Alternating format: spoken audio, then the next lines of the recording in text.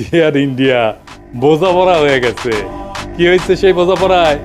সেটা হইতেছে যতদিন আপা চট কইরে ঢুকে না যায় ততদিন পর্যন্ত বিএনপি ভারপ্রাপ্ত আওয়ামী লীগ হিসেবে কাজ করবে।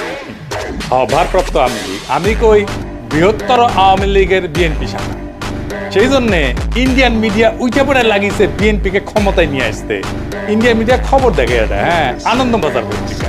সে লিখিচ্ছে খালেদা পুত্রের সম্বল, নয়াদিল্লির বন্ধুত্ব, মুক্তিযুদ্ধ। কি লিখেছে সেটাও কালে গুরুত্বপূর্ণ। এনা পড়ে শোনায়, পুরাটা না, কিছু অংশ। বিএনপির নেতাকর্মীরা আপনারাও শুনেন। ওটি লিখিচ্ছে মুক্তিযুদ্ধ এবং ভারতকে পুঁজি কইরা প্রায় 1.5 যুগ পরে দেশের মাটিতে পা রাখতে চলেছেন খালেদা জিয়া পুত্র তথা বিএনপির ভারপ্রাপ্ত চেয়ারম্যান তারেক রহমান। নভেম্বরে সমাজ মাধ্যমে তারেক লিখেছিলেন, এখনই দেশে ফেরার বিষয়ে সিদ্ধান্ত নেয়ার সুযোগ তার জন্য অবারিত এবং একক নিয়ন্ত্রণাধীন না। অনেকেরই প্রশ্ন, দিন 15-18 মধ্যে কি এমন হইল যে তিনি দেশে ফেরার ঘোষণা করলেন? বাস্তব হইল, মানে এখানে কইছে কেন দেশে ফেরার ঘোষণা করলেন, এটা কইছে এখানে।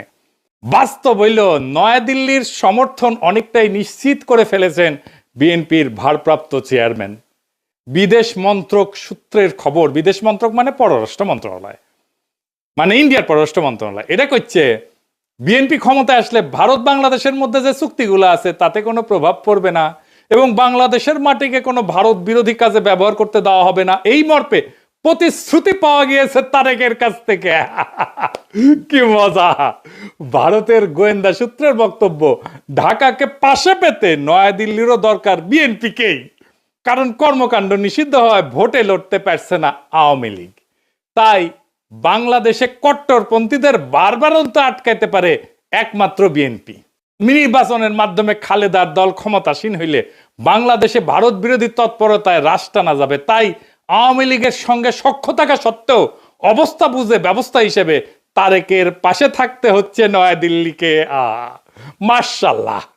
তাইলে তারেক রহমানের দেশে ফেরার সিদ্ধান্তটা ঝুইলা ছিল ইন্ডিয়ার সাথে বোঝাপড়ায়। আমি নিউজটা বাইর হওয়ার পরে কয়েকদিন দেরি করেছি এপিসোড করতে। আরে ক্ষীণা আশা ছিল যে বিএনপি হয়তো এই সংবাদের প্রতিবাদ জানাবে, জানাইছে, জানায় নাই।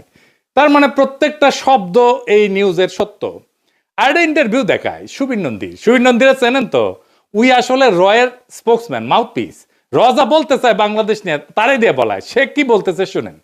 ভারত বাংলাদেশে কোন সরকার চাইবে? খুব সোজা উত্তর আমি তোমায় দিয়ে দিচ্ছি। Awami League is not in election,